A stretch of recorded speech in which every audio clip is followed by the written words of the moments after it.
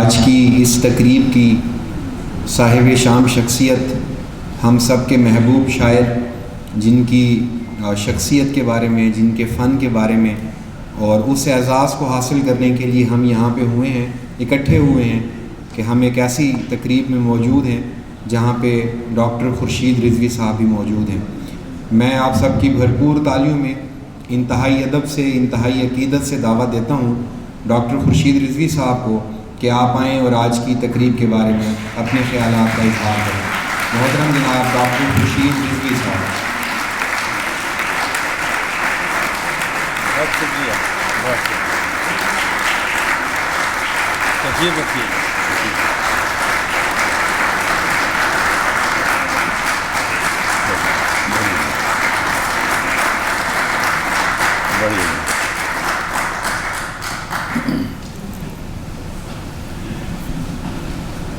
بسم اللہ الرحمن الرحیم۔ جناب صدر محترم جناب قمر تحسین اشرف صاحب، غلام حسین ساجد صاحب، خواتین و حضرات،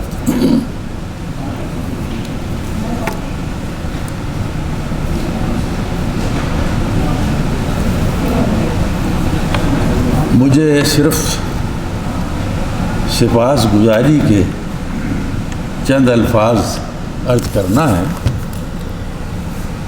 اور اس بات کا احساس ہے کہ ان چند الفاظ کا حق میں ساری عمر کی لفظ گری کے باوجود کر نہیں سکتا۔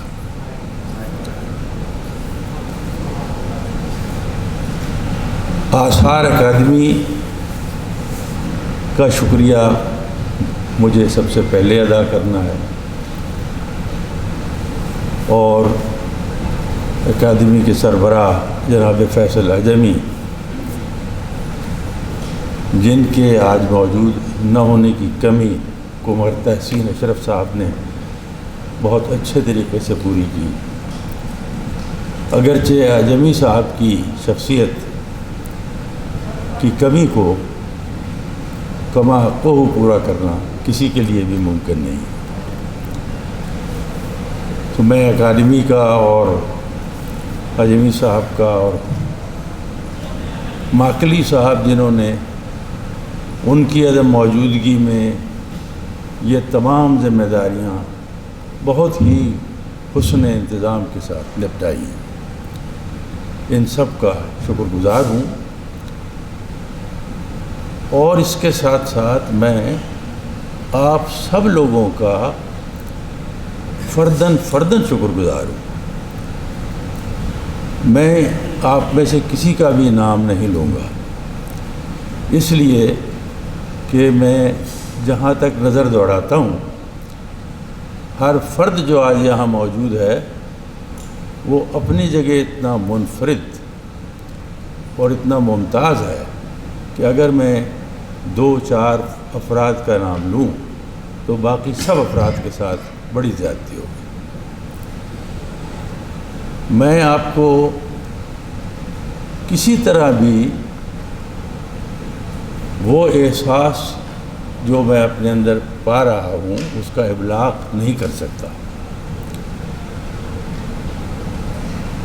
اکیڈمی نے مجھے کسی ایوارڈ کے لائق سمجھا، ان کا شکریہ، لیکن آپ سب لوگوں کا اتنی محبت کے ساتھ یہاں جمع ہو جانا، یہ میرے لیے کسی ایوارڈ سے کم نہیں ہے۔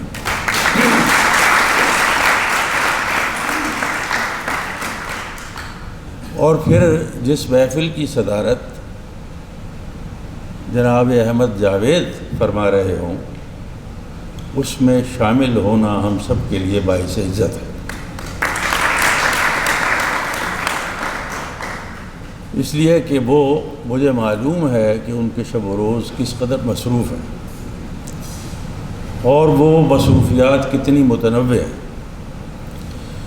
اس کے باوجود یہ میری خوش قسمتی ہے کہ جب کبھی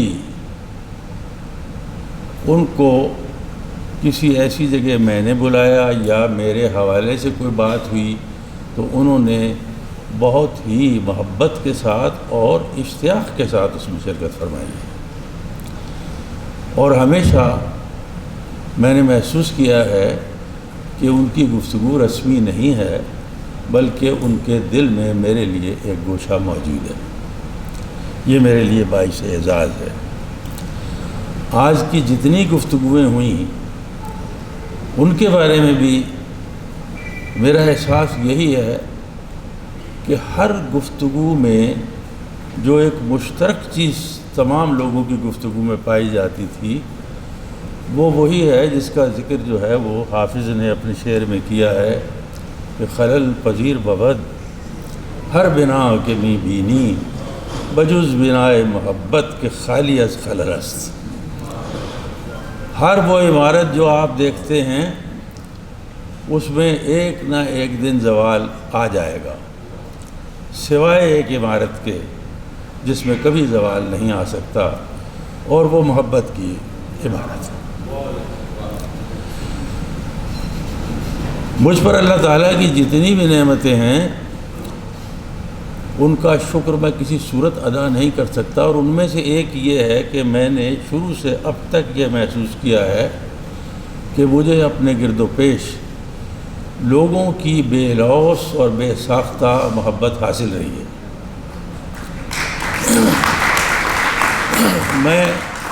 میں اس کو اپنے کسی وصف پر ہرگز محمول نہیں کر سکتا۔ یہ شاید اللہ تعالیٰ کا ایک انعام ہے، وہ جس کے بارے میں چاہے لوگوں کے دلوں میں ایک محبت پیدا فرما دیتا ہے، لیکن اس کا شکر گزار ہونا از حد ضروری ہے۔ اور مجھے ہمیشہ یہ ڈر لگا رہتا ہے کہ محبت کی اس فراوانی کا جو رد عمل اور جو سپاس گزاری ہونی چاہیے، جیسی ہونی چاہیے، جس حد تک ہونی چاہیے، اس کی مجھ میں استطاعت ہی نہیں ہے۔ اگر میں نام بنام ذکر کروں تو بات شاید بہت طویل ہو جائے گی، اور احمد جاوید صاحب کے ارشادات جن کا مجھے سننے کا اشتیاق ہے ان کے لیے وقت کم ہو جائے گا، لیکن پھر بھی میں سمجھتا ہوں کہ خاص طور پر اب دیکھیے غلام حسین ساجد صاحب تشریف فرما ہیں، یہ اپنی جگہ ایک بہت نادر شخصیت ہے۔ ان کے ہاں جو تخلیقی قوت موجود ہے، جو ایک اپج ہے ایک نئی، اس کا اعتراف ہم سب کے دلوں میں ہے۔ ان کا وقت نکالنا، تشریف لانا اور اتنی محبت سے اس کے اندر مجھے یاد فرمانا، ان سب کی گفتگویں میرے اوصاف سے زیادہ ان کے حسن ظن کی دلیل ہے، اور میں سمجھتا ہوں کہ اس حسن ظن پر پورا اترنے کی کوشش کرتے ہوئے میں تو اپنے آپ کو قدم قدم پر بہت ناکام پاتا ہوں۔ اسی طرح سے دیکھیے، اب ڈاکٹر زاہد منیر عامر صاحب کے بارے میں مجھے ذاتی طور پر علم ہے کہ ان کی صحت ایک عرصے سے کچھ ٹھیک نہیں ہے، اور میں نے ان سے کہا بھی تھا کہ آپ کو بلانا ہمارے لیے تو باعث اعزاز ہے، لیکن اگر آپ نہ آئیں تو مجھے کوئی گلہ نہیں ہوگا۔ اس کے باوجود انہوں نے وقت نکالا۔ خالق تنویر صاحب ہارون آباد سے تشریف لائے۔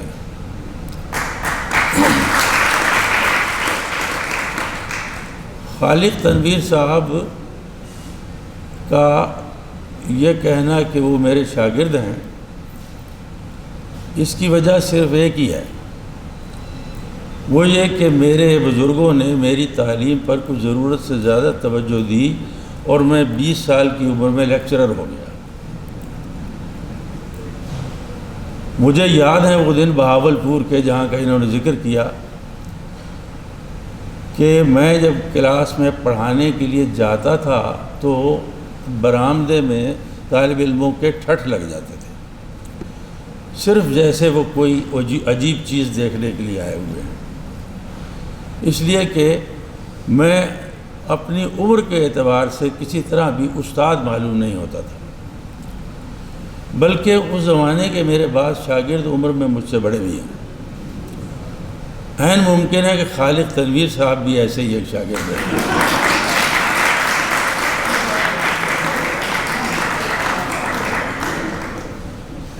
یہ جس کلاس میں تھے اس میں استاد اپنے شاگردوں کو پہچاننے سے قاصر رہے گا،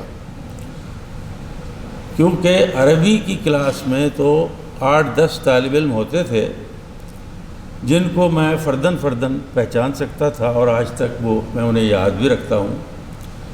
لیکن یہ انگریزی کمپوزیشن پڑھانے کی جو حکم حاکم کے طور پر ہمارے سپرد ڈیوٹی ہوئی تھی، اس میں تقریباً سارا کالج ہی ہمارا شاگرد تھا۔ وہ اتنی بڑی کلاس تھی کہ مجھے کسی صورت بھی یعنی یہ میرے لیے اعزاز ہوتا ہے جب کوئی بہت بڑی شخصیت اٹھ کے کہتی ہے کہ میں اس کلاس میں موجود تھا، تو مجھے اس کی تفصیل یاد نہیں رہی، اور ان کی کثرت اس کا سبب ہے۔ اس میں ہر طرح کے لوگ ہوتے تھے، اور میری اس وقت کی کم عمری کی وجہ سے بعض ایسی بھی پھپتیاں کسی جاتی تھیں جو مجھے اب تک یاد آتی ہیں۔ انہی کے زمانے میں وہاں سکندر اخونزادہ ایک طالب علم تھا جو کالج کے جو کھڑپینچ طالب علم ہوتے ہیں ان میں سے تھا۔ ہم جس ہوٹل میں جا کے کھانا کھایا کرتے تھے ان کے مالک ایک بابا جی تھے، اور اس زمانے کا وہ یہی تھا کہ کسی ہوٹل میں کوئی فریج نہیں ہوتا تھا۔ ہمیں دور سے دیکھ کر وہ بابا جی کہتے تھے کہ وہ پروفیسر صاحب آ رہے ہیں، اب روٹی تندور میں لگانی شروع کر دو۔ جب ہم پہنچتے تھے تو وہ میز پہ رکھ دی جاتی تھی۔ انہوں نے مجھ سے کہا کہ ابھی سکندر اخونزادہ یہاں سے اٹھ کے گیا ہے، اور اس نے یہ کیا کہ سگریٹ کا دھواں ایک گلاس میں بند کر کے میز پہ رکھ دیا، وہ دھواں اس میں چکر لگا رہا تھا، تو اس نے کہا کہ یہ میرے چراغ کا جن ہے، اور میں ابھی اسے ایک حکم دوں گا۔ اور اس نے حکم دیا کہ جاؤ اور پروفیسر خورشید رضوی کو سامنے کالج میں جہاں وہ پڑھا رہے ہیں وہاں سے اٹھا کر لے آؤ۔ تو اس نے کہا کہ حاضر میرے آقا، اور وہ چلا گیا۔ کچھ دیر کے بعد اس نے آ کر کہا کہ میرے آقا وہاں کوئی پروفیسر موجود نہیں ہے، ایک لڑکا کھڑا ہوا کلاس پڑھا رہا ہے۔ تو جناب یہ پس منظر تھا جس میں خالق تنویر صاحب جو خود ایک بڑے مصنف ہیں، انہوں نے ظہور نظر پر نہایت قابل قدر کام کیا ہے۔ ظہور نظر اس زمانے میں وہیں تھے جب میں بہاولپور میں تھا، ان کے ساتھ گزارے ہوئے اوقات بھی مجھے بہت یاد آتے ہیں۔ لیکن اس سب چیز کو حذف کرتا ہوں تو انہوں نے صحافت بھی کی ہے، یہ سب ایڈیٹر اخباروں کے بھی رہے ہیں، یہ کالج کے پرنسپل ریٹائرڈ ہیں، اور خود استاد الاساتذہ کی حیثیت رکھتے ہیں۔ تو ان کا اتنی دور سے صحت کی خرابی کے باوجود تشریف لانا ہے۔ اسی طرح شاہین عباس بیٹھے ہیں، میں ان کی شاعری کا بڑا ہی مداح ہوں، اور اب تو انہوں نے یہ ناول بھی لکھے ہیں، افسانے بھی لکھے ہیں، اور ہر چیز میں ہمیں اتنی حیرت مہیا کر رہے ہیں کہ میں ان سے کہتا ہوں کہ بھائی اب ہماری زندگی کے لیے کافی ہے۔ یہ شیخ پورہ سے تشریف لے آئے ہیں، اور بہت لوگوں کو دیکھ رہا ہوں جنہوں نے گفتگو فرمائی، ان میں سعود عثمانی ہیں۔ سعود عثمانی ایک بڑے گھر کے وارث ہیں، اور ایک بہت مستند علمی روایت کے وارث ہیں، اور بطور ناشر کے بھی انہوں نے بہت قابل قدر کام کیا ہے۔ میں ان کی شاعری کا بھی معترف ہوں۔ تو یہ سب لوگوں کا جن کا میں نام لے سکا، اور جن کا مجھ سے شاید کہیں چوک بھی جاؤں، اور چوکتا آدمی وہاں ہے جہاں قرب زیادہ ہوتا ہے۔ مثلا نوید صادق کا نام ابھی تک نہیں لیا کیونکہ وہ زیادہ قریب ہیں، تو ان کی بھی جو گفتگو ہے، اگر اس کے بارے میں اور ان کے خلوص و محبت کے بارے میں بات کروں تو بہت طویل ہو جائے گی۔ مختصر یہ کہ میرا اعزاز تو یہ ہے کہ آپ سب لوگوں نے میری خاطر یہاں اکٹھا ہونا اور اپنے وقت کا ایک بہت قیمتی حصہ بسر کرنا گوارا فرمایا، تو میں آپ سب کا خواتین و حضرات بے حد شکر گزار ہوں۔ بڑی نوازش ہے۔